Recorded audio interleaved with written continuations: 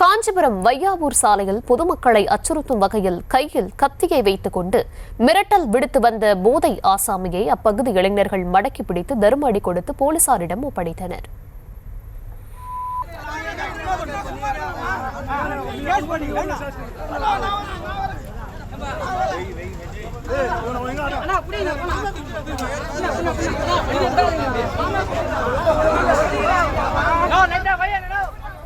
விவரங்களை தர இருக்கிறார் செய்தியாளர் துரை வெங்கடேசன். வணக்கம் துரை, விவரங்களை வழங்கலாம்.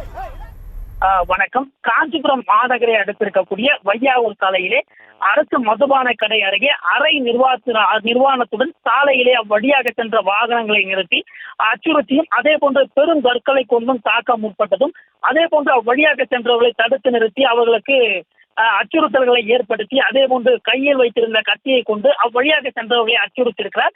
மேலும் அவ்வழியாக சென்ற பரத் என்கிற இளைஞர் ஒருவரை கத்தியாலும் தாக்கி அந்த இளைஞர் நிலைகுலைந்த நிலையில் அங்கிருந்தவர்கள் அந்த இளைஞரை மீட்டு காஞ்சிபுரம் அரசு தலைமை மருத்துவமனைக்கு அனுப்பி வைத்து அந்த போதை ஆசாமியை பிடித்து தர்ம அடி கொடுத்திருக்கின்றனர். இது குறித்து அறிந்த தாலுகா போலீசார் அங்கிருந்தவர்கள் தகவல் அளித்த நிலையிலே சம்பவ இடத்திற்கு வந்து இந்த தாலுகா காவல் நிலைய சிறப்பு உதவி காவல் ஆய்வாளர் மணிகண்டன் தலைமையிலான போலீசார் சம்பவ இடத்துக்கு வந்து அந்த பொதுமக்களிடம் எடுத்துக்கூடிய மீட்க போராடியும் பொறுத்து கொள்ள முடியாத அந்த பொதுமக்கள் போலீசார் முன்னிலையிலேயே அந்த பகுதியை சேர்ந்த இளைஞர்கள் பொதுமக்கள் பலரும் தர்ம அடி கொடுத்திருந்தனர்.